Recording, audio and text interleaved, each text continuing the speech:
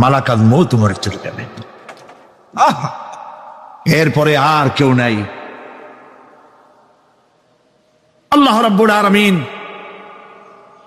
এই অবস্থায় কত বছর কত কাল চলে যাবে আল্লাহ পাক ভালো জানেন, কেউ নাই। আজকের রাজত্ব কার? আল্লাহ প্রশ্ন করবেন, আজকের রাজত্ব কার? আল্লাহ পাক আওয়াজ দিবেন, বলবেন আজকের রাজত্ব কার?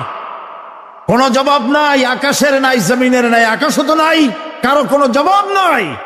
আল্লাহ পাক বলবেন লিল্লাহি ওয়াহিদুল কাহ্হার, আজ একমাত্র রাজত্ব হচ্ছে পরাক্রমশালী আল্লাহ রাব্বুল আলামিনের। আল্লাহ পাক বলবেন ইয়া দুনিয়া আইনা শাজারুকি, হে পৃথিবী তোর গাছগুলা কই? ইয়া দুনিয়া আইনা জিবালুকি, হে পৃথিবী তোর পাহাড়গুলা কই? আইনাল জব্বারিন, স্বৈরাচারেরা কোথায়? কারো কোনো জবাব হবে না। আল্লাহ পাক এরপরে আবার মানুষগুলিকে চিন্তা করবে, সুবহানাল্লাহ, ওয়াইজাল কুবুরু বুসিরাত, যা কিছু মাটির মধ্যে লুক্কায়িত ছিল সবগুলি আল্লাহ পাক বের করে নিয়ে আসবে। হাসরের ময়দান হবে, উপস্থিত হবে সমস্ত মানুষ, কেউ পলায় থাকতে পারবে না কোথাও। কুমিরে যারে খাইছে, বাঘে যারে খেয়েছে, আগুনে যারে পোড়াইছে, পানিতে যে পচে গেছে, পোকামাকড়ে যারা খেয়েছে, কোনো পথ নাই। সবাই আল্লাহর দরবারে উঠবে, পায়ে জুতা নাই, মাথায় কাপড় নাই, পরনে কোনো কাপড় চোপড় নাই, উলঙ্গ উলঙ্গিনী। উম্মুল মুমিনিন হযরতে আয়েশা সিদ্দিকা রাদিয়াল্লাহু তাআলা আনহা নবী করিম সাল্লাল্লাহু আলাইহি ওয়াসাল্লামের জবান মোবারকে এটা শুনে কেঁদে ফেললেন, বললেন ইয়া রাসূলুল্লাহ, আমারও কি সেই অবস্থা হবে? তিনি বললেন হ্যাঁ। উম্মুল মুমিনিন বললেন ইয়া রাসূলুল্লাহ, তখন কি আমার শরম হবে না? আল্লাহর নবী বললেন, কিয়ামতের এই বিভীষিকাময় দৃশ্য দেখে মানুষ মানুষের দিকে তাকাবার কোনো হুঁশ থাকবে না। সব মানুষ উপরের দিকে তাকায় থাকবে, নিচে তাকাবার কারো কোনো ক্ষমতা থাকবে না। মানুষ অস্থির হয়ে যাবে। সেই হাসরের ময়দান বিচারক আল্লাহ রাব্বুল আলামিন প্রত্যেকটি মানুষকে তার কৃতকর্মের জন্য হিসাব দিতে হবে। আল্লাহ রাব্বুল আলামিন বলেন, পরকালীন জীবনের ব্যবস্থাপনাটা কেমনে হবে শোনো। ইন্নাস সামআ ওয়াল বাসারা ওয়াল ফুআদা কুল্লু উলাইকা কানা আনহু মাসউলা। কিয়ামতের দিন প্রত্যেকটি মানুষকে তার শ্রবণ সম্পর্কে, তার দৃষ্টি সম্পর্কে, আর অন্তঃকরণের কল্পনা সম্পর্কে প্রত্যেকটি ব্যাপারে আল্লাহ পাক জিজ্ঞাসা করবেন। কান দিয়েছিলাম, কি শুনেছ?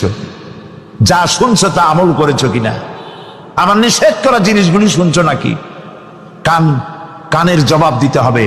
কান আল্লাহ পাক দিয়েছেন, সুবহানাল্লাহ, আল্লাহ পাক দিয়েছেন কান। এই কান দুটে যার নাই, কান আছে শুনতে পায় না, কত বড় কষ্টে আছে সে। মানুষের চিল্লায় কথা কয়, সে বুঝেই না। আছে না এমন? এই কানের সম্পর্কে প্রশ্ন করা হবে, শ্রবণ সম্পর্কে, দর্শন সম্পর্কে প্রশ্ন করা হবে। যা দেখতে নিষেধ করেছি সেগুলো দেখছো নাকি? এর শুকরিয়া আদায় করেছো নাকি? দুটি চোখ, এর শকর আদায় করা কি সম্ভব ভাই? আদায় করা সম্ভব? এই দুটি চোখ যদি না থাকতো আমার গর্ভধারিণী মাকে দেখতে পারতাম না। এই সুন্দর চোখ দুটি যদি আল্লাহ না দিতেন, আল্লাহর এই সুন্দর সৃষ্টি দেখা থেকে বঞ্চিত হয়ে যেতাম। আল্লাহকে বলি, মনিব, হে বিশাল আকাশের মালিক, তুমি দয়া করে না চাইতে আমাদের শরীরে যা দিছো নিয়ামত মৃত্যুর আগে সিনায় নিও না। দুটি চোখের শকর আদায় করতে পারবো না। চোখের মধ্যে পানি আছে, কান্নার পানি না, সবসময় চোখে পানি আছে। চোখে আমরা পলক দেই না? কত কুদরত আল্লাহ পাকে। এই পৃথিবীতে দিনে রাতে অসংখ্য পলুয়েশন, রোগ জীবাণু সমানে উঠতেছে। এখন যদি মাইক্রোস্কোপ যন্ত্র এখানে থাকতো তাহলে দেখতেন এই পরিবেশটা কত দূষিত, কত পলুয়েশন, কত জার। এগুলি নাকের মধ্য দিয়ে পেটে যাচ্ছে, চোখের মধ্যে ঢুকতেছে।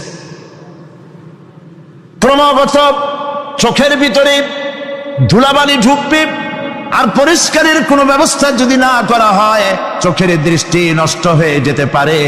এই জন্য আল্লাহ রাব্বুল আলামিন চোখের ভিতরে মেডিসিন রূপী এক প্রকারের পানি রেখেছেন, আর অটোমেটিক চোখের পাতা ওঠানামা করে প্রতি মুহূর্তে চোখকে ক্লিন করে দিতেছে। এই চোখ সম্পর্কে আল্লাহ রাব্বুল আলামিন প্রশ্ন করবেন, অন্তঃকরণ সম্পর্কে প্রশ্ন করবেন। জবাব দেওয়া সেদিন বড়ই কঠিন হয়ে যাবে। এই জন্য আল্লাহ রাব্বুল আলামিন দুনিয়াবাসীকে সতর্ক করে দিচ্ছেন।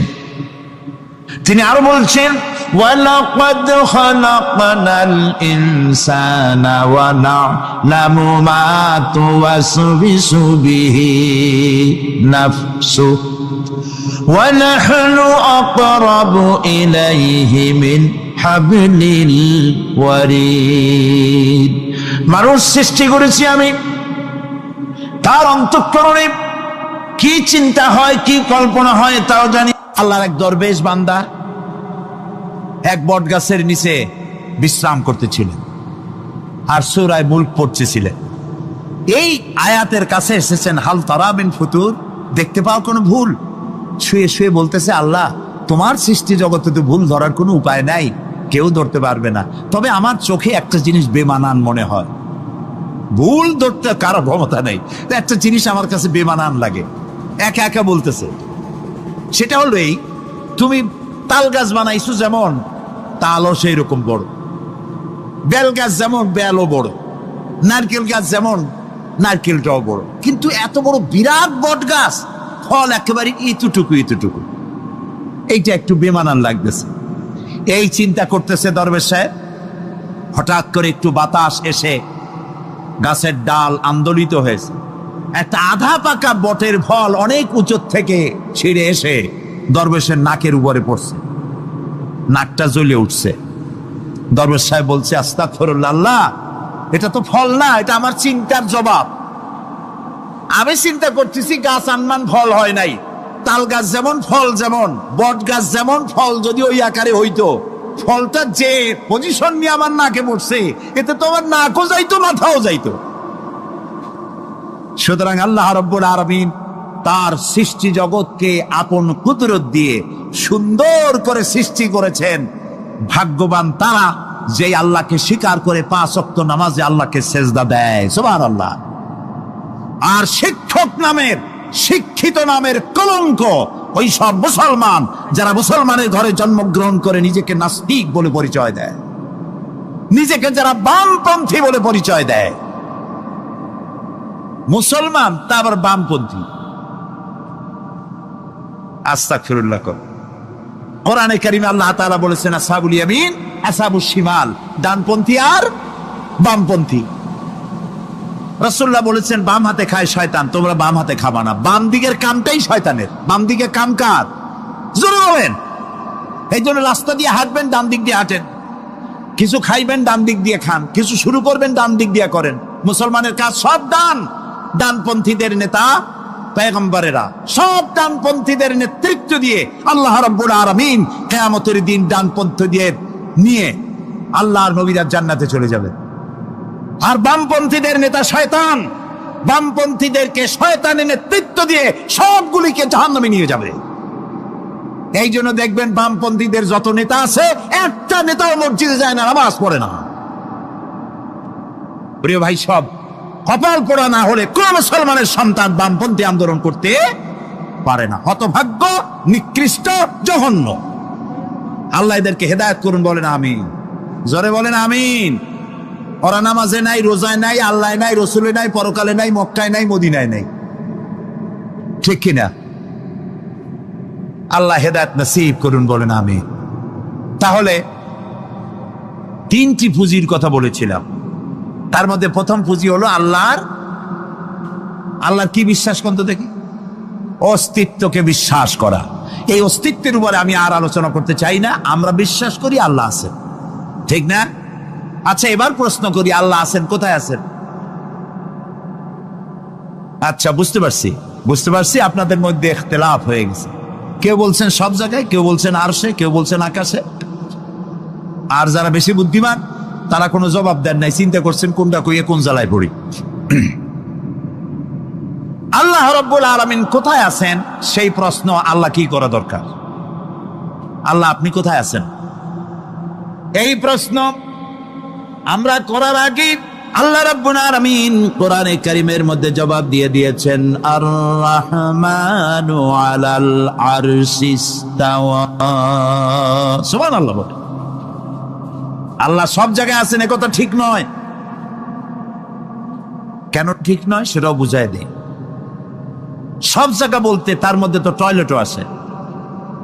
সব জায়গা বলতে আরো বহুত খারাপ জায়গা আছে, আমি সে জায়গাগুলির নাম নিলাম না। তাহলে আল্লাহ কি সেসব জায়গা আছেন? বলেন নাউজুবিল্লাহ। আল্লাহ নিজেই বলছেন আল্লাহ আছেন আরশে ইস্তাওয়া। আল্লাহ আছেন কোথায়? আরশে। আল্লাহ যে আরশে আছে সেই জন্যই তো মানুষেরা হাত উঁচু করে আল্লাহর কাছে, এরকম বলে যে উপরওয়ালা, বলে না, না নিচুওয়ালা বলে, সব জায়গাওয়ালা এরকম বলে, উপরওয়ালা বলে। আল্লাহ আছেন আরশে, কিন্তু প্রত্যেক রাতে তিনি প্রথম আকাশে আসেন। সুবহানাল্লাহ। বান্দাদেরকে ডাকার জন্য আসেন। আল্লাহ সর্বত্র জ্ঞান রাখেন। তার ইলমের মধ্যে এক চুল পরিমাণ জায়গা আকাশেও নাই, জমিনেও নাই যে আল্লাহ রাব্বুল আলামিন ওই জায়গাটুকুন সম্পর্কে তাৎক্ষণিকভাবে অবহিত নন। এমন এক চুল পরিমাণ জায়গা আকাশেও নাই, জমিনেও। এটাই হলো আল্লাহ সব জায়গার জ্ঞান। তার ইলমের মধ্যে সব তিনি জানেন। এ কথা একটি ছোট্ট আয়াতের মধ্যে এভাবে বলা হয়েছে, وَيَعْلَمُ مَا فِي الْبَرِّ وَالْبَحْرِ وَمَا تَسْقُطُ مِنْ وَرَقَةٍ إِلَّا يَعْلَمُهَا। এই পৃথিবীতে জমিনের ভিতরে কি হয়, সমুদ্রের অতল তলদেশে কি হয়, সব আমি জানি। এমনকি এই পৃথিবীর কোন একটি গাছের পাতা যদি পড়ে যায়, কোন দেশের কোন গাছের কোন পাতা পড়েছে সে খবর আমি আল্লাহর কাছে হয়ে যায়। এটি আমি বললাম, বানায় বললাম? এটি কোথায় আছে? তো আল্লাহ রাব্বুল আলামিন কোরআনে পরিষ্কার করে বলে যে এত পাতার খবর যদি আল্লাহর কাছে হয়, তাহলে আমরা কোথায় কি করি তিনি টের পান না? অবশ্যই টের পান। এটি আমাদের মনে রাখতে হবে। তো আল্লাহ তাআলা, তার উপরে আমাদের বিশ্বাস হচ্ছে এই যে তিনি আরশে ইস্তাওয়া, আরশে আছেন, এবং তিনি না জানেন, না দেখেন এমন কিচ্ছু নাই, না শোনেন এমন কিচ্ছু নাই। এমনকি সমুদ্রের অতল তলদেশে ছোট্ট পাথরের ভিতরেও যদি একটি পোকা যদি পালায়ে থাকে, এমন পোকা যা মাইক্রোস্কোপ যন্ত্র ছাড়া দেখা যায় না, এমন একটি পোকা আটলান্টিক বা প্রশান্ত মহাসাগরের অতল তলদেশে থেকে যদি ক্ষুধার যন্ত্রণায় চিৎকার মারে, কেউ শোনে না। আরশের মালিক আল্লাহ রাব্বুল আলামিন বলেন আমি শুনতে পাই। সুতরাং তিনি সব শুনতে পান, তিনি দেখতে পান, এবং সবকিছু তার নলেজে আছে। এ হচ্ছে আল্লাহর অস্তিত্বে বিশ্বাস। 2 নম্বরে আল্লাহর সিফাতে বিশ্বাস। 2 নম্বরে কি বলেন? সিফাত মানে কি? গুণ। বলেন কি? গুণাবলীতে বিশ্বাস। আল্লাহর নাম আল্লাহ। বলেন তো, আল্লাহ নয়, কিন্তু আল্লাহ হচ্ছে অশুদ্ধ, শুদ্ধ হচ্ছে আল্লাহ। বলার সময় মুখটা গোল হয়ে যাবে। বলেন তো, সবাই উচ্চারণ করেন আল্লাহ। আবার বলেন আল্লাহ, আবার বলেন আল্লাহ। সুবহানাল্লাহ, কি মধুর নাম, কি মজার নাম।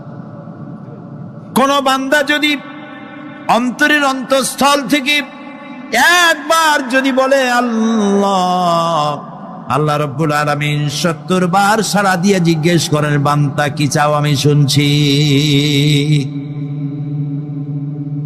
আল্লাহ হচ্ছে ইসমে জাত, আর সেবাতি নাম হচ্ছে বাকি 98টা নাম।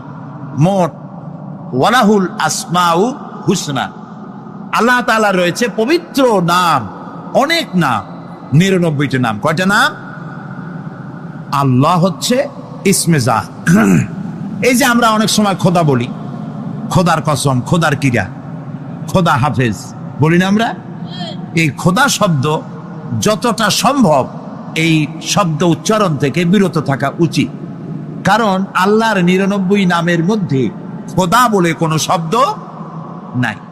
কেউ যদি 10 লক্ষ বার খোদা বলে, একবার আল্লাহ বলার সমান হবে না, হবে না।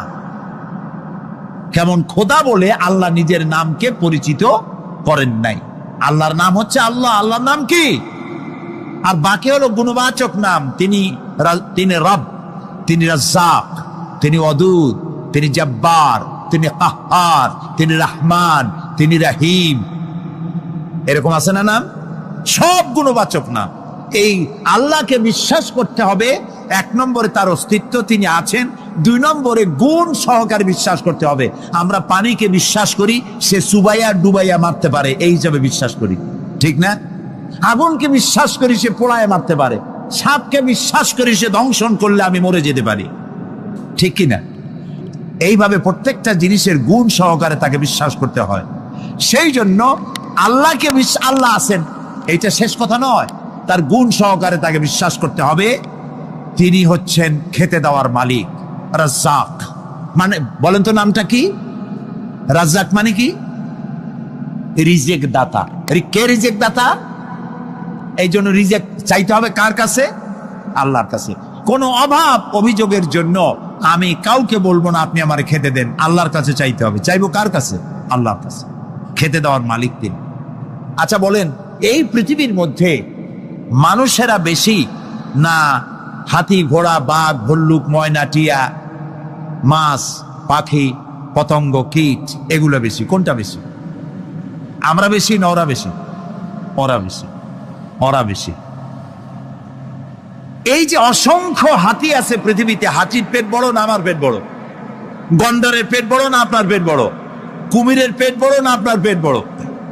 আচ্ছা, এখন এই সব প্রাণীদেরকে কে খেতে দেন? আপনার আমার তো ব্যাংকে ডিপোজিট আছে, কম থাকুক বেশি থাকুক, গোলায় ধান আছে, চাউল আছে, বাড়িতেও আছে, আছে না? কিন্তু এই যে পাতিশিয়াল, ফক্স, পাতিশিয়াল চেনেন তো? চিনবেনই তো, সাংঘাতিক চালাকি গুলি। এই পাতিশিয়াল কোন ব্যাংকের ম্যানেজারের কাছে গিয়ে বলছে যে, ম্যানেজার সাহেব, এখন তো পৌষ মাস, আমি 10টা মুরগি চুরি করে আনছি, আমার নামে একটা অ্যাকাউন্ট খোলে, বৃষ্টির সময় যখন আমি চুরি করতে পারবো না তখন এগুলি উইথড্র করে আমি আমার পেট বাঁচাবো। এই কথা বলে শিয়ালের নামে, বাঘের নামে কোন অ্যাকাউন্ট আছে ব্যাংকে? কোরআন শরীফে আল্লাহ তাআলা বলছেন এমন অনেক প্রাণী আছে পৃথিবীতে যারা তাদের রিজেক সংগ্রহ করে রাখে না। আল্লাহ বলেন, আমি আল্লাহ তাদেরকে রিজেক দেই। কে দেয়? কোরআনে কারিমে হযরত হুদ আলাইহিস সালামের ঘটনা আল্লাহ রাব্বুল আলামিন এভাবে এনেছেন, তামাম এলাকার মানুষ তার বিরুদ্ধে ক্ষিপ্ত হয়ে গিয়েছে। সমাজের লোক, রাষ্ট্রশক্তি হযরত হুদ আলাইহিস সালামের উপর অত্যাচারের পাহাড় ভেঙে দিয়েছে। হযরত হুদ আলাইহিস সালাম একা মানুষ, সমাজের রাষ্ট্রশক্তির এই দুর্বিসন্ধির ষড়যন্ত্রের চ্যালেঞ্জ তিনি গ্রহণ করলেন। আর তিনি বললেন, তিনি যেটা বললেন আল্লাহ পাক কোরআনে তা কোট করে দিলেন। দুনিয়ার সমস্ত ইসলামী আন্দোলনের কর্মীদের জন্য আল্লাহ পাক কোট করে দিলেন, সমস্ত মুমিনদের জন্য তা উল্লেখ করলেন।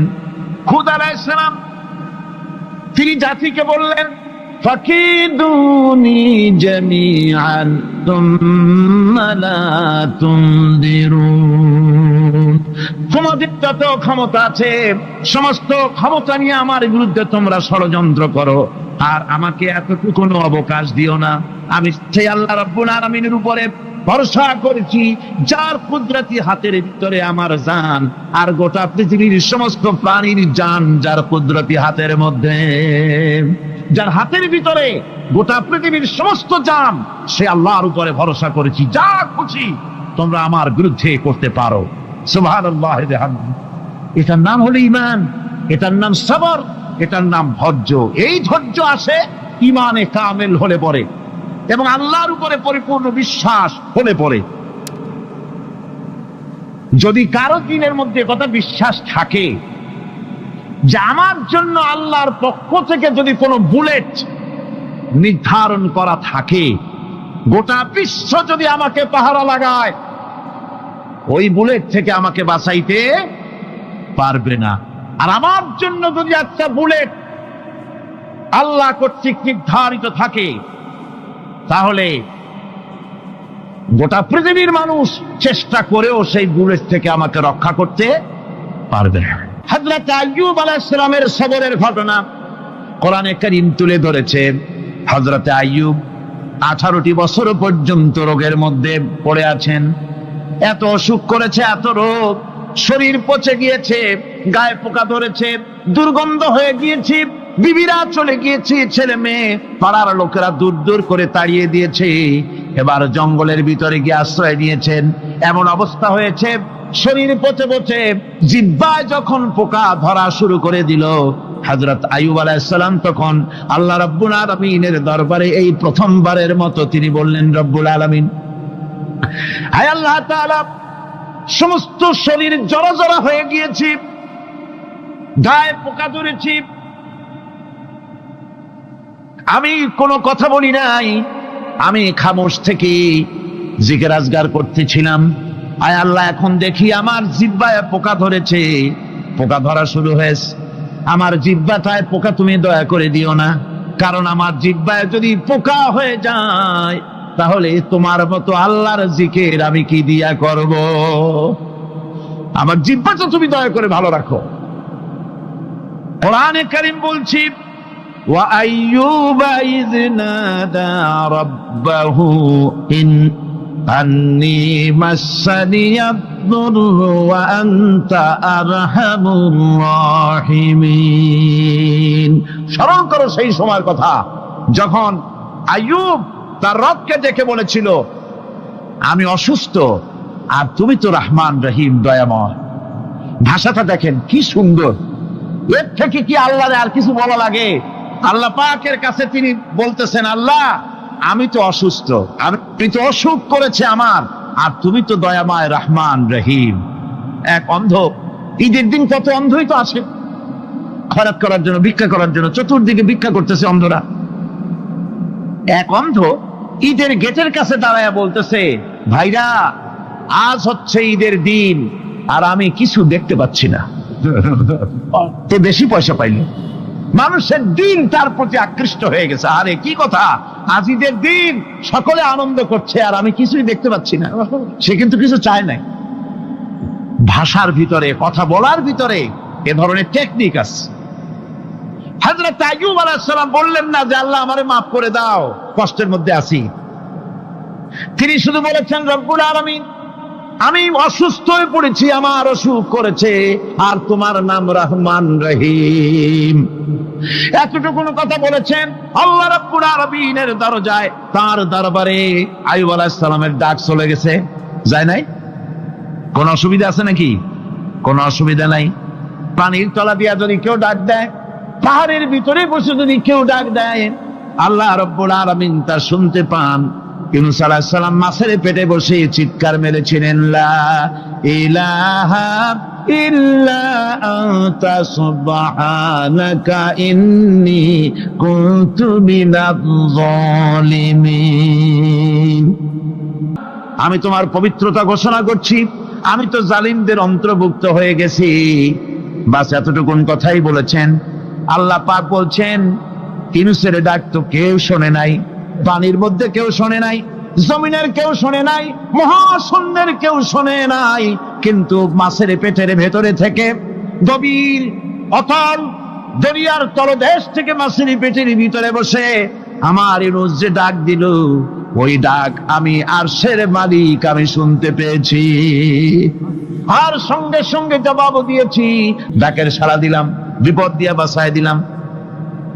শুধু ইউনুসের না, আল্লাহ পাক এ জায়গায় আবার ওয়াদা করলেন, দুনিয়ার যত মুমিন বান্দা আছে তারা যদি কখনো বিপদে পড়ে যায় আর আমারে যদি ডাকে, আমি এইরকম করে বিপদ থেকে বাঁচায়া দেব। আইয়ুব আলাইহিস সালাম যখন আল্লাহ রাব্বুল আলামিনের কাছে ফরিয়াদ করলেন, আল্লাহ পাক তখন বলছেন, কোরআনে কারীম বলছে, ফাস্তাজাবনা লাহু, আমি আইয়ুবের দোয়া কবুল করে নিলাম। শুধু তার পরিবার বর্গই দিলাম না, বরং আরো কিছু নিয়ামত আমি তাকে দান করে দিলাম। এবং তাই জন্য যেহেতু তারা ছিল আমার অনুগত বান্দা, আমার বাধ্যগত, আমি এই জন্য রহম করেছি, সমস্ত রোগ শোক আমি মাফ করে দিয়েছি। আমাদের সামান্য একটু জ্বর হয়, যদি 2-3 দিন জ্বর হয়েছে, জ্বর ছাড়ে না, বলে যে এত ভালো ভালো কাজ করি তারপর আমার এত জ্বর হওয়া লাগে, অমুকরা এত পাপ করে, তা তো কিছুই হয় না। খালি আল্লাহ আমার এই চোখে দেখলো, আমার বউর অসুখ, আমার অসুমুড়ি ছাড়ি না। ভাইরা, আপনি ঠিক পান না যে কি গুনাহ আপনি করেন। কোরআনে কারীম বলছি, ওয়ামা আসাবাকুম মিন মুসিবাতিন ফাবিমা কাসাবাত আইদিকুম ওয়া ইয়াফু আন কাসীর। যত বিপদ তোমাদের উপর আছে সব দুই হাতের কামাই করা, আর আমি তো অনেকগুলো ক্ষমা করে দেই। তোমরা যত পাপ করো, আকাম করো, সবগুলির শাস্তি যদি দুনিয়ায় দিতাম, সাহস করার সময় পেতে না। অসুখ হলেই অধৈর্য হয়ে যেও না, ধৈর্য ধরো। আল্লাহ পাক বলেন, শুধু আইয়ুব নয়, ওয়া ইসমাঈল ওয়া ইদরিস ওয়া যাল কিফলি কুল্লুম মিনাস সাবিরিন। এইভাবে করে ইসমাঈল, ইদ্রিস, জুলকিফল সবাই ছিল ধৈর্যশীল। জোরে বলেন সুবহানাল্লাহ। ধৈর্যের চরম পরাকাষ্ঠা ছিলেন তিনি। কোরআনে কারীম নবীদের এই কথাগুলি আমাদের শোনাচ্ছেন। হযরত ইয়াকুব আলাইহিস সালাম কলিজার টুকরা সন্তান হযরত ইউসুফ আলাইহিস সালামের জন্য তার মনটা পাগল ছিল। এত সুন্দর করে আল্লাহ তারে বানাইছিলেন, এত তিনি ছিলেন সৌন্দর্যের পিরামিড, যারা দেখলে চোখ ফিরানো যায় না, এমন সুন্দর সুপুরুষ যারা দেখি সেই যুগের সুন্দরী যুবতী মেয়েরা রূপের মোহে পড়ে নিজেদের আঙ্গুলগুলি কেটে ফেলে দিয়েছিল। রূপের মোহে এমন অবশ হয়ে গেছে, আঙ্গুল কেটেছে, হাত কেটেছে, টের পায় নাই। আবার ভুল বুঝবেন না, দুনিয়ার সেরা সুন্দর পুরুষ ইউসুফ আলাইহিস সালাম, তা কিন্তু রাসূলের চাইতে বেশি নয়। হযরত উম্মুল মুমিনিন আয়েশা রাদিয়াল্লাহু তাআলা আনহা তিনি বলেছেন, যেই সব সুন্দরী রমণীরা ইউসুফ আলাইহিস সালামকে দেখে রূপের মোহে পড়ে নিজেদের আঙ্গুলগুলো কেটে ফেলেছিল, ওরা যদি আমার হাবিবকে দেখতো, ওরা যদি আল্লাহ রাসূলকে দেখতো, তাহলে হাত কাটতে কাটতে কোন ফাঁকে যে কলিজা কেটে ফেলে দিত, ওরা টের পেত না। আবার বন্ধুগণ, হযরত আইয়ুব আলাইহিস সালাম সন্তানের মায়া, অন্যান্য ভাইরা হিংসায় পড়ে গেল, তারা নিয়ে তাকে কুয়ায় ফেলে দিল। সেখান থেকে তারা একটা ছাগল বা কোনো পশু জবাহ করে তার রক্ত মাখাইয়া জামা এনে হাজির করে দিল হযরত ইয়াকুব আলাইহিস সালামের সামনে, যে তারে নিয়ে খেলা করতে গিয়েছিলাম, আমরা খেলায় লিপ্ত ছিলাম, বাগে খাইয়া ফেলাইছে। এগুলি কি গপ্প? এগুলি কি কোরআন?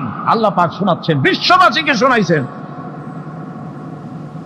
সূরা ইউসুফের চাইতে এত সুন্দর উপাখ্যান গোটা পৃথিবীতে আর নাই। সুবহানাল্লাহ। অনেকে ইউসুফ জুলাইখার কেসা খুব মজা করে পড়ে, ফুর্তি করে, প্রেমের গল্প পড়ে। এটা কোনো প্রেমের গল্প নয়। ইউসুফ আলাইহিস সালাম, জুলাইখা ইউসুফ আলাইহিস সালামের জন্য কাঁদতে কাঁদতে চোখ কানা হয়ে গেছে। এরপর ইউসুফ আলাইহিস সালাম জুলাইখারে পাওয়ার জন্য পাগল হয়ে গেছে। নাউজুবিল্লাহ, এটা হয়নি কখনো। তিনি আল্লাহর পয়গম্বর।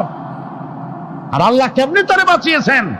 যখন জুলাইখা ঘরের ভিতরে সুন্দর করে যৌন উন্মাদনামূলক চিত্র অঙ্কিত করে ঘরের মধ্যে আটকায় দিয়েছে, তালা লাগায় দিয়েছে, আর নিজে যৌন উদ্দীপক কাপড় চোপড় পরেছে না পরার মতোই।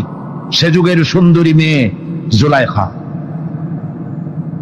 তার কুপ্রবৃত্তিকে চরিতার্থ করার জন্য আহ্বান করা হয়েছে। হযরত ইউসুফ আলাইহিস সালাম লক্ষ্য করে দেখলেন এমন জায়গা, এখান থেকে পালাবার তো পথ নাই, দরজা বন্ধ করে দিয়েছেন। তিনি শুধু তখন কেবলমাত্র আল্লাহ রাব্বুল আলামিনকে ভয় করলেন। আল্লাহকে ভয় করে আল্লাহর নাম নিয়ে যখন তালাবদ্ধ দরজার দিকে দৌড় দিয়েছেন, আল্লাহ রাব্বুল আলামিন আপন কুদরতে তালাগুলি খুলে দরজা তার জন্য উন্মুক্ত করে দিলেন। ইউসুফ আলাইহিস সালামকে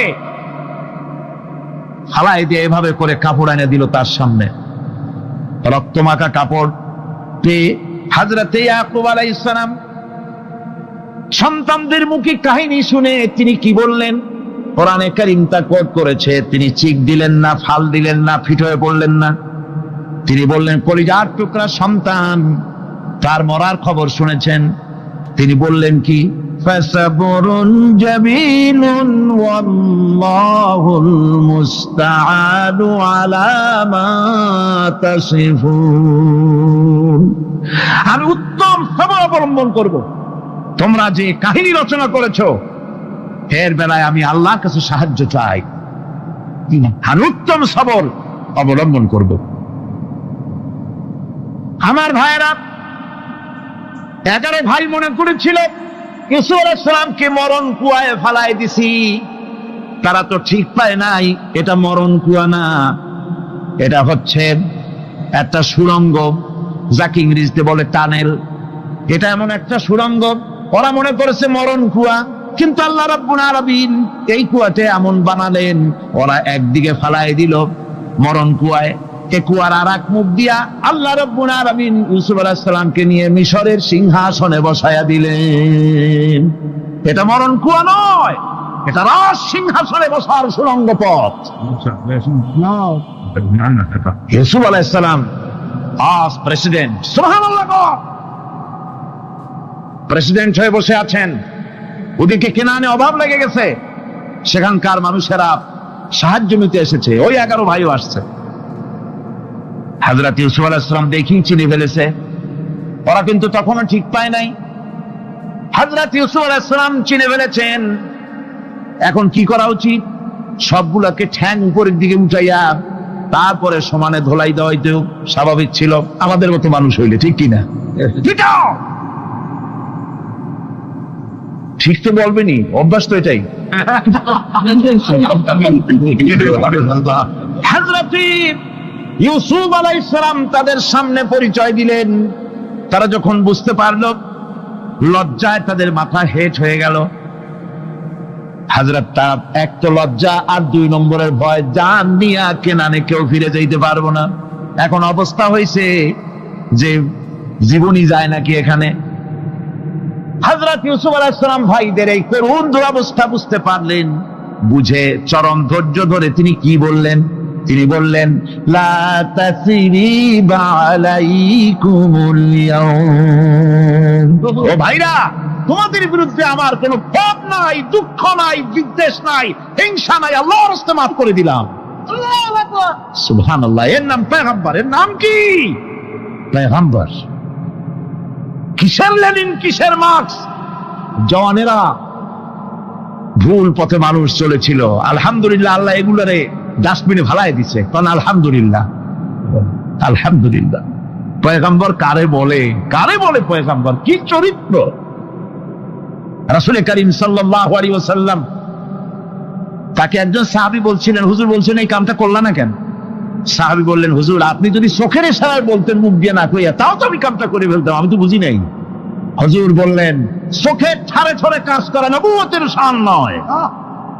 আল ওয়াদুহু ওয়াস সারাহা, নবীরা যা করেন তা ডাইরেক্ট, কোনো বক্রতা নাই, স্পষ্ট কথা। আমার ভাইরা, হযরত ইউসুফ আলাইহিস সালাম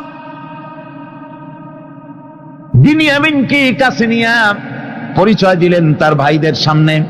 কোরআনে কারীম বলছে, ক্বালা আনা ইউসুফ ওয়া হাদা আখি قد من الله علينا إنه من يتقي ويصبر فإن الله لا يضيع أجر المحسنين। আমি ইউসুফ আর এই হচ্ছে আমার ভাই। আল্লাহ আমাদের উপর ইহসান করেছেন। প্রকৃতপক্ষে যারা আল্লাহকে ভয় করে এবং সবর এখতিয়ার করে, আল্লাহ এভাবে তাদেরকে তাদের আমলকে নিষ্ফল হতে দেন না। আমার এই জামাটা নিয়ে যাও। হযরত ইয়াকুব আলাইহিস সালাম কলিজার টুকরা সন্তান ইউসুফ আলাইহিস সালামের বিরহ যন্ত্রণায় ছেলেকে কতদিন দেখে না, কাঁদতে কাঁদতে চোখ দুটো অন্ধ হয়ে গেছে। মিশর থেকে কেনানের দিকে জামা রওনা হয়েছে। কোথায় মিশর, কোথায় কেনান? জামা যখন রওনা হয়ে গেছে, হযরত ইয়াকুব বলতেছেন, আমি যেন আমার ইউসুফের গন্ধ নাকে পেতেছি। জামা চলে এলো, চোখের উপরে রাখলেন, আল্লাহ রাব্বুল আলামিন তাকে চক্ষুষ্মান বানায়া দিলেন। ভাইরা আমার, পয়গম্বরেরা সবর করে গোটা দুনিয়ার মানুষের সামনে দৃষ্টান্ত সেট করেছেন সবরকারী হন। আমার ভাইরা, হযরত ইব্রাহিম আলাইহিস সালামের কথা আল্লাহ পাক কোরআনে কারিমে বলছেন সবরকারী কয়, দেখো শেখো সবরকারী কয়। আল্লাহ পাক বললেন, ইব্রাহিম তোমার বিবি আর তোমার নবজাতক এই সন্তানকে রেখে আসো মক্কা নগরীতে। তিনি চলে গেলেন, সেখানে ঘর নাই, বাড়ি নাই, কিচ্ছু নাই, চতুর্দিকে ধুধু বালু আর মরুভূমি। হযরতে হাজরা বলছেন, ইব্রাহিম সামান্য পানি আর খাবার দিয়া আমার সন্তান শুদ্ধ এখানে রেখে দিতেছো, আমি কি অপরাধ করেছি? কোনো জবাব নাই। দুইবার তিনবার বলার পরে হাজরা বলছেন, ইব্রাহিম গো,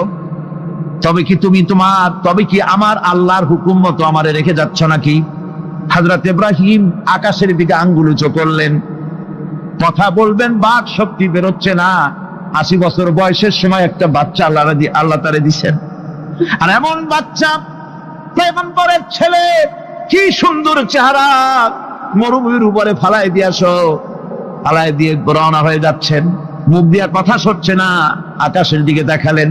হযরত হাজরা বুঝতে পারলেন।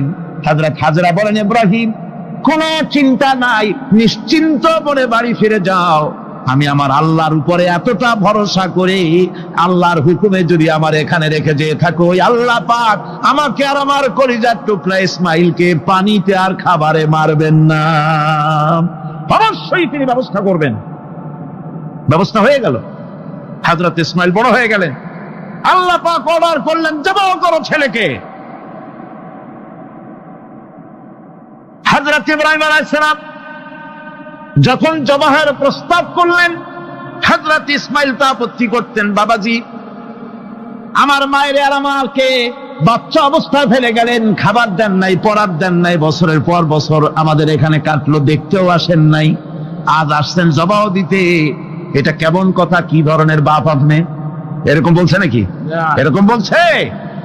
হযরত ইব্রাহিম আলাইহিস সালাম প্রস্তাবটা কিভাবে পারলেন? আল্লাহ পাক কোরআনে কারিমে দৃষ্টান্ত রেখে দিয়েছেন। আল্লাহ পাক বলছেন, হযরত ইব্রাহিম ছেলেকে বললেন, ইয়া বুনাইয়া, হে আমার কলিজার টুকরা লাডলা, হে আমার কলিজার টুকরা সন্তান, ইন্নী আরা ফিল মানাম আন্নী আযবাহুক, আমি স্বপ্নে দেখছি আমি যেন তোমাকে জবাহ করতেছি। ফানজুর মাযা তারা, তোমার রায় কি বলো? আমি তো স্বপ্নে দেখছি যে আমি তোমার জবাহ করতেছি, এখন তোমার রায় কি, তোমার মত কি? হযরত ইসমাঈল আলাইহিস সালাম শুনিয়া দিলেন দৌড়, নাকি? না, হযরত ইসমাঈল আলাইহিস সালাম ধৈর্যের প্রতীক। তিনি কি কথা বললেন? তার মুখের কথা কোরআন শরীফে আল্লাহ পাক উঠায় দিলেন। হযরত ইসমাঈল বললেন, ইয়া আবাতি ফাআল মা তু'মারু সাতাজিদুনি ইনশাআল্লাহু মিনাস সাবিরিন। হে আমার পিতা, আপনি যে ব্যাপারে আদিষ্ট হয়েছেন আপনি তা পালন করুন, অবশ্যই আমাকে ধৈর্যধারীদের মধ্যে পাওয়া যাবেন। সুবহানাল্লাহ। এক বর্ণনায় এসেছে হযরত ইসমাঈল বললেন, আব্বাজান, আমি ধৈর্যধারীদের ভিতরে আমারে পাবেন, তবে জবাহ করার আগে আমার হাত পাটা একটু বেঁধে নেন, কারণ জবাহের যন্ত্রণায় আপনার গায়ে যদি আমার হাত পা লেগে যায় তো বেয়াদবি হয়ে যেতে পারে। আর আমি মরে আমার জবাহ হয়ে যাওয়ার পর আমার রক্ত মাখা জামাটা নিয়া আমার মা হাজেরারে দিবেন, কারণ তাকে মা বলবার মতো আর তো কেউ নাই। হযরত ইব্রাহিম তাকে বাঁধবার জন্য প্রস্তুতি নিলেন। হযরত ইসমাঈল বলছেন, আব্বাজান, বাঁধবেন না, বান্দার প্রয়োজন নাই। বলে, কেন? একবার বাঁধতে বললে আবার তুমি নিষেধ করছো কেন? ছেলে বলছেন, আব্বাজান, বাঁধবো না এই জন্যে, হয়তো কিয়ামতেই প্রশ্ন উঠতে পারে যে আল্লাহর হুকুমে রাজি ছিল না বলে হাত পা বাঁধা জবাহ করছে। আমি এই সুযোগ দিব না, আপনি জবাহ করেন, আমি এতটুকু নড়াচড়া করব না। ধৈর্যের চরম প্রতীক হযরতে ইসমাঈল আলাইহিস সালাম দেখাই দিয়েছেন ধৈর্য কারে কয়। আমার বন্ধুগণ, এই পৃথিবীর সবচাইতে ধৈর্যের বড় প্রতীক হতেছেন ইমামুল মুরসালিন, আশরাফুল আম্বিয়া, সাইয়্যিদুল মুরসালিন, জনাবে মুহাম্মাদুর রাসূলুল্লাহ সাল্লাল্লাহু আলাইহি ওয়াসাল্লাম। আমার বন্ধুগণ, সবচাইতে বড় ধৈর্যের প্রতীক তিনি। কাউকে একটা গালি দেন নাই জীবনে, কাউকে ঠাট্টা করেন নাই, কাউকে মারেন নাই, কারো মনে দুঃখ দেন নাই। তিনি দুঃখ পেয়েছেন, তিনি কাউকে দুঃখ দেন নাই। তিনি কষ্ট পেয়েছেন, কাউকে কষ্ট দেন নাই। আমার ভাইয়েরা, তায়েফের ময়দান, আমার নিজের চোখে তায়েফে যেদিন আমি তায়েফ দেখলাম, আমি তায়েফে ঢুকেছি, জীবনে কোনোদিন যাই নাই। রমজান মোবারকে আমি সেখানে গেলাম, আমাকে বসার জন্য তারা নিয়ে যাবে। আমি বললাম, আগে বসবো না, আমারে আগে নিয়ে যাও, আমার নবীকে কোন জায়গায় ওরা মেরেছিল সে জায়গাটা দেখাও। তায়েফের সেই গলিতে যখন আমি গিয়েছি, দুই দিকে পাহাড় দাঁড়ানো, তায়েফের লোক আমার সাথে ছিল, তারা বলল, এই জায়গাটা প্রথম যেখানে চতুর্দিক থেকে নবীজিকে পাথর মারছিল আর আল্লাহর নবী বেহুশ হয়ে পড়ে গিয়েছিলেন। 3টা দিন না খাওয়া, হযরতে খাদিজা নাই, আবু তালিব নাই, মক্কায় জায়গা নাই পা রাখার। নবীজি 3টা দিন ঘুরলেন। নেতারা বলল, তুমি যদি নবী ভাবে তো এতিম হলে কেন? আল্লাহ নবী বানাবার জন্য কি একটা ধনী মানুষ পায় না? তোমার মতো এতিম আর গরিবের নবী বানাইলো কেন? আল্লাহ নবী 3 দিন পর যখন দেখলেন কেউ দাওয়াত শোনে না, কেউ মানে না, কেউ গ্রহণ করে না, তখন তিনি নেতাদের অনুরোধ করলেন, ঠিক আছে, দাওয়াত তো কবুল করলে না, তবে একটা কাজ করো, অন্তত আমি যে তায়েফে আসছিলাম এই খবরটা মক্কায় দিও না, ওরা আরো অত্যাচার বাড়ায় দেবে। এই কাফিরগুলি খবর তো মক্কায় পাঠালো, আর সমস্ত যুবকদেরকে লেলিয়ে দিল। যুবকেরা চতুর্দিকে দাঁড়াইছে, রাসূলকে পাথর মারা শুরু করে দিল। আমি যখন রেল লাইনের থেকে হাঁটি, যখন রেল লাইন কোনো সময় দেখি, রেলের পাথরগুলি, রেল লাইনের পাথরগুলি দেখলে আমার মাথায় যেন কেন তায়েফের কথা মনে এসে যায়। আরে মানুষের গায়ে পাথর মারলে কি অবস্থার সৃষ্টি হয়! পাথর নূরের শরীর, রহমতের শরীর, কিটি কিটি রক্ত ঝরছে।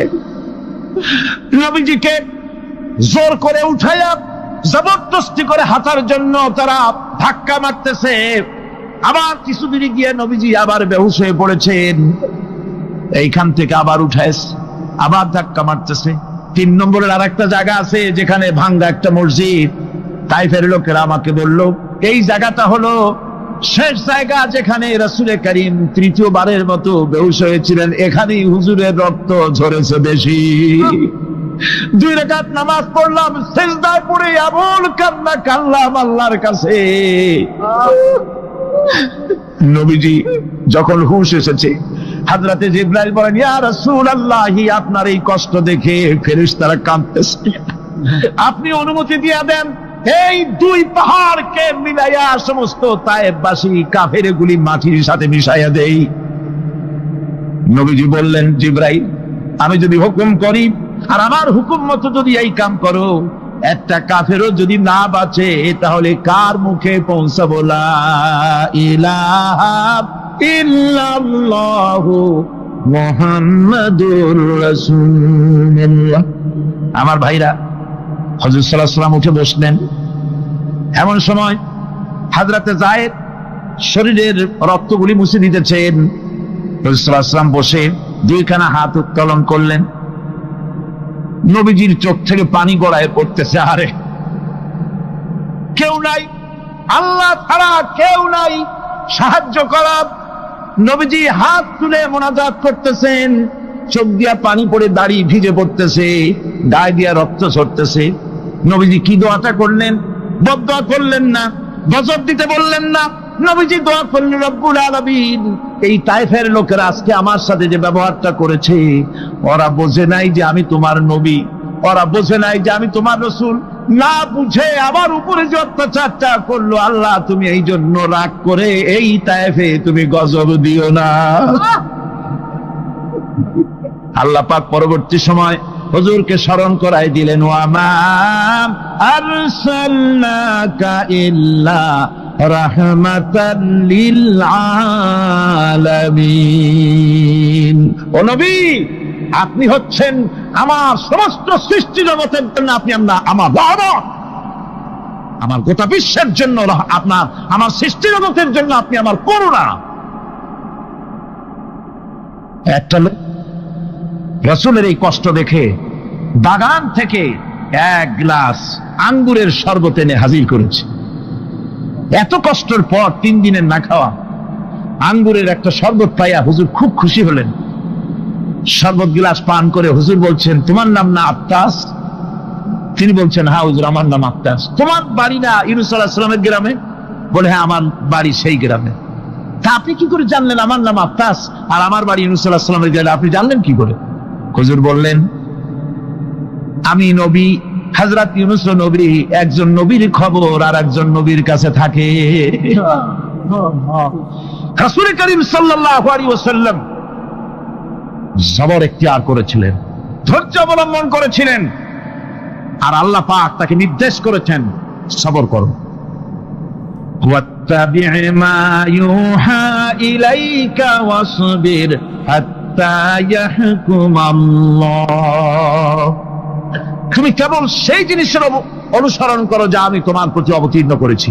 আমি আপনার উপরে যেটা অবতীর্ণ করেছি ওটার অনুসরণ করুন, আর সবর ইখতিয়ার করুন যতক্ষণ না আল্লাহর পক্ষ থেকে চূড়ান্ত ফয়সালা না আসে। ধৈর্য ধরুন, ধৈর্য ধরুন। আমার ভাইরা, কাফেরদের নির্যাতনের মোকাবেলায় আল্লাহ পাক তার হাবিবকে সান্ত্বনা দিয়েছেন। যখন কাফেররা নির্যাতন করতেছে, হারে হযরতে বেলাল নির্যাতিত, হযরতে সুমাইয়া নির্যাতিতা, হযরতে খাব্বাব, হযরতে হুবায়ব, হযরতে আম্মার রিদওয়ানুল্লাহি তাআলা আলাইহিম আজমাইন, এত মার হতেছে। হযরতে ওমর হযরতে খাব্বাব রাদিয়াল্লাহু তাআলা আনহুকে খোলা গায়ে দেখে বলছিলেন, খাব্বাব রে, তোমার পিঠে এত গর্ত কেন? এত গর্তওয়ালা পিঠ তো আমি মানুষের দেখি নাই, এত চিকুন কোমরওয়ালা মানুষও তো দেখি নাই। তিনি বলেছেন, ওমর, তুমি কি ভুলে গেছো? ইসলাম কবুল করার অপরাধী কাফির বেঈমানেরা আগুন জ্বালায়া আংটা আগুনের উপরে আমাকে চিৎ করে শোয়াছে। আমি যেন নড়াচড়া করতে না পারি সেজন্য আমার বুকের উপরে পাথর চাপা দিয়ে রেখেছিল।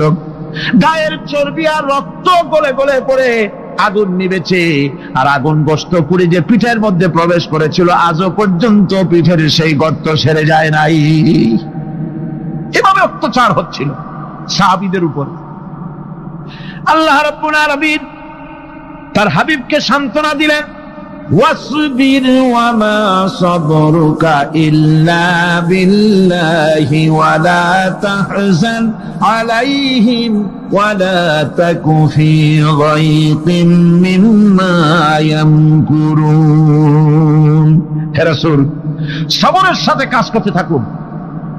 আপনার এই সবরের তৌফিক তো আল্লাহই দিয়েছেন, আর ওদের সমস্ত ষড়যন্ত্র ওদের অপকৌশলে আপনি দুঃখিত হবেন না, চিন্তা করবেন না, ভারাক্রান্ত হবেন না। কেমন বাড়ে সাহস!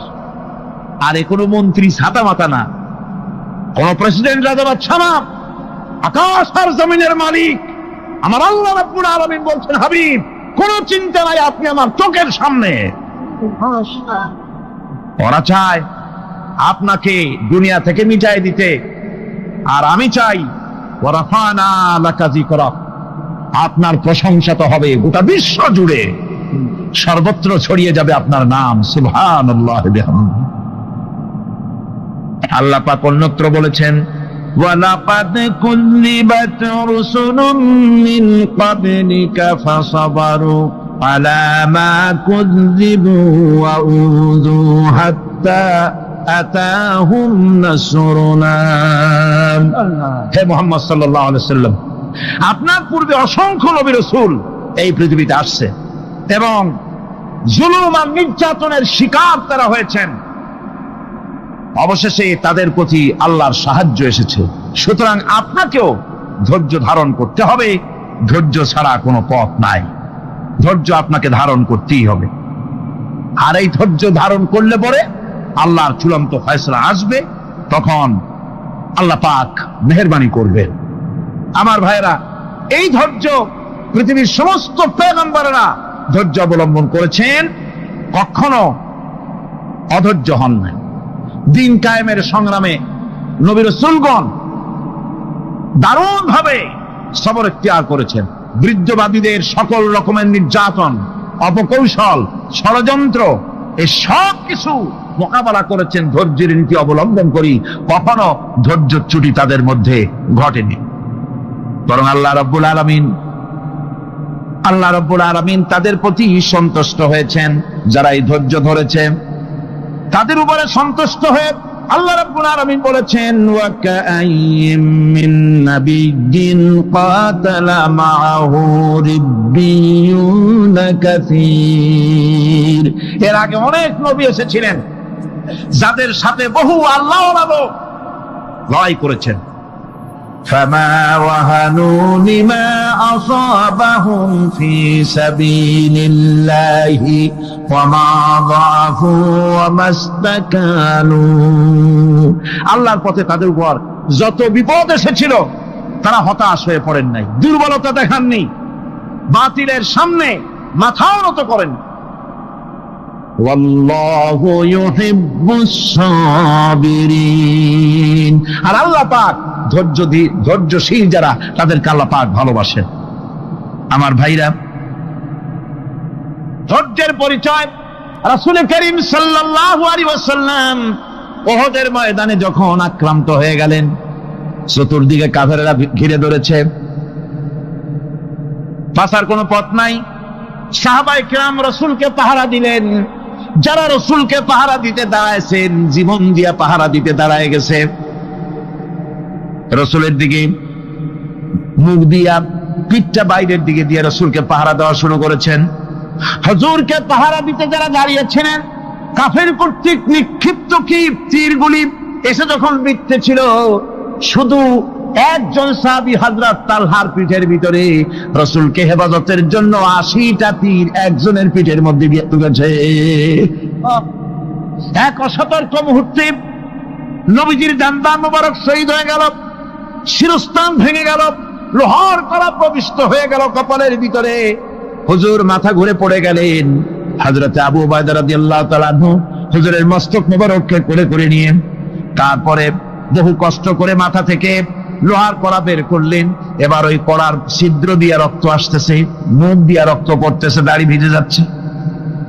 বুখারী শরীফে এসেছে, আল্লাহর নবী দুইখানা হাত নিজের চেহারার উপরে মলে এনে টাটকা রক্ত চোখের সামনে দেখে বলছেন, আহারে, এই কওমের ফালাত কি করে হবে, এই কওমের মুক্তি কি করে হবে, এই কওমের নাজাত কি করে হবে, যে কওম তার নবীর চেহারা রক্ত দিয়ে আল্লাহ বানাইয়া দিল। নবীজি বললেন, আল্লাহুম্মা গফিরলি কওমি ফাইন্নাহুম লা ইয়ালামুন। আয় আল্লাহ পাক, আমার এই কওম বুঝতে পারে না, ওদেরকে মাফ করে দাও। খবর ছড়িয়ে গেল নবীজি শহীদ হয়ে গিয়েছেন। খবর ছড়িয়ে গেল চতুর্দিকে, মদিনায় খবর ছড়িয়ে গেল, মানুষ পাগলের মতো দৌড়ানো শুরু করে দিল। এক মেয়ে লোক দৌড়াচ্ছে উহুদের দিকে, কয়েকজন সাহাবীর সঙ্গে দেখা। তারা জিজ্ঞেস করলেন, দৌড়াও কেন মহিলা, যাও কই? কয় উহুদের দিকে যেতেছি। কয় যায় তো কোনো লাভ নাই, যেহেতু তোমার যে স্বামী এসেছিলেন জিহাদের ময়দানে তিনি তো শহীদ হয়ে গেছেন। মহিলা বলতেছে, কে শহীদ হয়েছে শুনতে চাই না, আগে বলো নবীজি কেমন আছে। আবার কিছুক্ষণ পর আর কয়েকজনের সঙ্গে দেখা। তারা বলছে, মেয়ে লোক দৌড়াও কই? যাচ্ছি উহুদের দিকে। তারা বলছেন যে কোনো লাভ নাই, তোমার যে দুইটা কলিজার টুকরা সন্তান উহুদে এসেছিল দুটোই শহীদ হয়ে গেছে। মা বলতেছে, ও সাহাবী, কে শহীদ হয়েছে শুনতে চাই না, তাড়াতাড়ি করে বলো আল্লাহর নবী মুহাম্মদুর রাসূলুল্লাহ সাল্লাল্লাহু আলাইহি ওয়াসাল্লাম কেমন আছেন। দৌড়াতে দৌড়াতে উহুদের মাঠে সাহাবায়ে কেরাম পরিবেষ্টিত। আল্লাহর নবীর কাছে গিয়ে হুজুরের জীবিত চেহারা মোবারকের দিকে তাকায়া মেয়ে লোকটি কাঁদতেছে আর বলতেছে, ইয়া রাসূলুল্লাহ, আমার স্বামী মরা শোক, আমার কলিজার টুকরা দুইটা সন্তান মরা শোক আমার কলিজা থেকে মুছে গেছে, আপনি বেঁচে আছেন, তামাম মুসলমানদের এর চাইতে বড় সান্ত্বনা আর নাই। ভাইরা আমার, রাসূল করিম সাল্লাল্লাহু আলাইহি ওয়াসাল্লাম এভাবে করে ধৈর্যের পরিচয় দিয়েছেন। গালাগালি দেন নাই, রাগ করেন নাই, বদদোয়া করেন নাই। সুবহানাল্লাহ কোন, সুবহানাল্লাহ। ভাইরা আমার, এই সবর এমন মহান বৈশিষ্ট্য, এর মধ্যে রয়েছে জিহাদের ময়দানে যদি লোক কম হয় আর যদি তাদের মধ্যে সবর থাকে, বেশি সংখ্যক লোকের উপরে আল্লাহ পাক সবরকারীদেরকে বিজয়ী করে দিবেন। কোরআনে কারীমে রব্বুল আলামিন বলেন, কাম মিন ফিয়াতিন কালিলাতিন গালাবাত ফিআতান কাসীরাতান বিইذনিল্লাহ আল্লাহু মা'আস সাবিরিন। এমন ঘটনার বহু নজির আছে যে কম সংখ্যক লোকেদের উপরে আল্লাহ পাক, বেশি সংখ্যক লোকেদের উপর আল্লাহ পাক কম সংখ্যক লোকদেরকে জয়ী করে দিয়েছেন। আল্লাহু মা'আস সাবিরিন, আর আল্লাহ আছে ধৈর্যশালীদের সাথে। আল্লাহ আছে কাদের সাথে? দেখেন না বদরের কামটা, বদরের ময়দান, 313 জন মুসলমান, অস্ত্রপাতি নাই, সামান্য সামান্য অস্ত্র, আর কাফেরেরা এসছে হাজারেরও বেশি। আমার বন্ধুগণ, ধৈর্য কত বড় কাম দিল, ধৈর্য ধারণ করেছেন তারা, আল্লাহর উপরে ভরসা করেছেন। আল্লাহ রাব্বুল আলামিন অস্ত্রের কাজ কি দিয়া করায় দিলেন। একজন সাহাবী এসে বলছেন, হুজুর, জিহাদের ময়দান, ইসলামের প্রথম জিহাদ, আমার কাছে তো অস্ত্র নাই, মেহেরবানি করে একটা অস্ত্র আমারে দেন, আমি লাফায় পড়ি জিহাদের মধ্যে। হুজুর বলেন, অস্ত্র তো আমার কাছে নাই, দিবটা কি? সাহাবী বলছেন, হুজুর, অস্ত্র না থাকে যা পারেন তাই দেন, আপনার হাত দিয়ে যা দিবেন আমি দাঁড়ায় থাকতে পারবো না, জিহাদে আমাকে শরীক হতেই হবে। নবীজি কাছে পেলেন একখানা শুকনা খেজুরের ডালখানা তুলে সাহাবীর হাতে তুলে দিলেন। সাহাবী বলেন, রাসূলের হাতের দেওয়া শুকনা খেজুরের ডালটা নিয়ে আমি যখন কাফেরদের ভিড়ের মধ্যে ঝাঁপায় পড়ে যখন শুকনা খেজুরের ডাল দিয়ে আঘাত দিলাম, তখন ধারালো তরবারি দিয়ে আঘাত করলে যে কাম হয়, শুকনা খেজুরের ডালের আঘাতে কাফের দ্বিখণ্ডিত হয়ে জমিনে পড়ে গেল। ভাইরা আমার, আল্লাহ রাব্বুল আলামিন সবর যারা করে, সংখ্যা যদি কম হয়, আল্লাহ পাক তাদেরকে বিজয়ী করে দেবেন, এই ওয়াদা আল্লাহ রাব্বুল আলামিন করেছেন। এই সবরের গুণ ছাড়া জান্নাতেও প্রবেশ করা যাবে না, সবর যদি না থাকে বেহেশতে যাওয়া যাবে না। ভালো করে মনে রাখেন, আল্লাহ পাক বলছেন, আম্মা হাসিবতুম আন তাদখুলুল জান্নাতা ওয়া লাম্মা ইয়া'লামিল্লাহুল্লাযীনা জাহাদু মিনকুম ওয়া ইয়া'লামাস সাবিরিন। তোমরা কি মনে করেছো এমনি বেহেশতে চলে যাবা? এটা কি মামু বাড়ির আবদার নাকি? এমনি বেহেশতে চলে যাবা? অথচ আল্লাহ রাব্বুল আলামিন এখনো দেখেন নেননি যে তোমাদের মধ্যে কারা জিহাদ করতে প্রস্তুত, কারা তোমাদের মধ্যে জিহাদ করে জান দেওয়ার জন্য প্রস্তুত, আর কারা ধৈর্যধারী, এটা তো আল্লাহ এখনো দেখে নেন নাই। সুতরাং হক এবং বাতিলের সংগ্রামে লিপ্ত হতে হবে। আল্লাহ দেখতে চান কারা জীবন দিতে চায়। সুতরাং ইসলামী আন্দোলনে যারা শরীক হবে তাদের বিপদ এবং মুসিবত দিয়ে আল্লাহ রাব্বুল আলামিন তাদের সাহসিকতা এবং ধৈর্যের পরীক্ষা নিবেন। কোরআনে কারীম বলছেন, وَلَنَبْلُوَنَّكُمْ حَتَّى نَعْلَمَ الْمُجَاهِدِينَ مِنكُمْ وَالصَّابِرِينَ وَنَبْلُوَ أَخْبَارَكُمْ।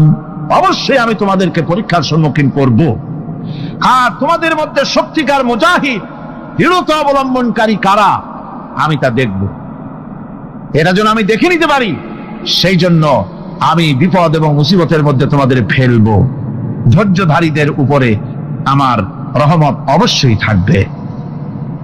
খবর এমন এক সম্পদ যা ধারণ করলে পরে আল্লাহ রাব্বুল আলামিন রাষ্ট্রীয় ক্ষমতা দান করে দেন। কোন সুবহানাল্লাহ, জোরে কোন সুবহানাল্লাহ। ধৈর্য ধারণ করলে আল্লাহ রাষ্ট্রের মতো বিরাট নিয়ামত আল্লাহ হাতে তুলে দিবেন। তার প্রমাণ কোরআন শরীফ আল্লাহ বলছেন, বনি ইসরাইলরা মিশর থেকে যখন বহিষ্কার হয়ে গেল, তাদের যখন পা রাখার কোনো জায়গা থাকলো না, বনি ইসরাইলরা মিশর থেকে যখন বহিষ্কার হয়ে গেল, এরপরে আল্লাহ পাক তারা যখন ধৈর্য অবলম্বন করলো, আল্লাহ পাক তাদের ব্যাপারে বলছেন, ওয়া আওরাসনাল কওমাল্লাযীনা কানু ইউসতাদআফুনা মাশারিকাল আরদি ওয়া মাগারিবা আল্লাতী বারাকনা ফিহা। আর তাদের স্থলে আমি নির্যাতিত লোকদেরকে প্রতিষ্ঠিত করলাম। পশ্চিম এবং উত্তরের তাদেরকে আমি পশ্চিম এবং পশ্চিম এবং পূর্বের উত্তরাধিকারী তাদেরকে বানায় দিলাম। বিরাট এলাকা তাদের হাতে আমি তুলে দিলাম। ওয়া তাম্মাত কালিমাতু রাব্বিকাল হুসনা আলা বানি ইসরাঈলা বিমা সাবারু। আর এভাবে করে আল্লাহ পাক তার কথাকে পূর্ণ করলেন বনি ইসরাইলদের উপরে। সবর এখতিয়ার করার জন্য, ধৈর্য ধারার কারণে আল্লাহ পাক রাষ্ট্রের মালিক তাদের বানায় দিলেন। যেরকম সুবহানাল্লাহ। সবর যদি করা হয়, তো যুদ্ধ যদি বাদে, যদি জাহাজ শুরু হয়ে যায়, আল্লাহ পাক বলেছেন ফেরেশতা দিয়ে সাহায্য করবে। যদি সবর থাকে, তোমাদের সবর থাকলে আল্লাহ কি দিয়ে সাহায্য করবেন? ফেরেশতা। কোরআনে কারীম বলছি, বালা ইন তাসবিরু ওয়া তাত্তাকু ওয়া ইয়াতুকুম মিন ফাওরিহিম হাদা ইউমদিদুকুম রাব্বুকুম বিখামসাতি আলাফিন মিনাল মালাইকাতি মুসাউমিন। হ্যাঁ, তোমরা যদি ধৈর্য অবলম্বন করো আর আল্লাহকে ভয় করে চলো, তাহলে এক্ষুনি আল্লাহ রাব্বুল আলামিন তোমাদের জন্য কাতারে কাতারে শৃঙ্খলাবদ্ধ 10,000 ফেরেশতা দিয়ে তোমাদেরকে সাহায্য করবেন। সুবহানাল্লাহ। তোমাদেরকে ফেরেশতা দিয়ে সাহায্য করা হবে। তোমরা যদি সবর এখতিয়ার করো, তাহলে সংখ্যা যদি কম হও, বেশি সংখ্যার উপরে জয়ী করে দেব। ইয়াকুম মিনকুম 20 সাবিরুনা ইয়াগলিবু মিয়াতাইন। যদি তোমাদের ভিতরে ধৈর্যশীল 20 জন হয়, আমি 200 কাফেরের বিরুদ্ধে তোমাদেরকে জয়ী করে দেব। সুবহানাল্লাহ। তোমরা যদি হও ধৈর্যশীল 20 জন, 200 কাফেরের উপরে তোমরা জয়যুক্ত হয়ে যাবে। আর বিপদ আর মুসিবতে যারা ধৈর্য ধরে, তাদের জন্য আল্লাহর পক্ষ থেকে সুসংবাদ। সুসংবাদ কাদের জন্য?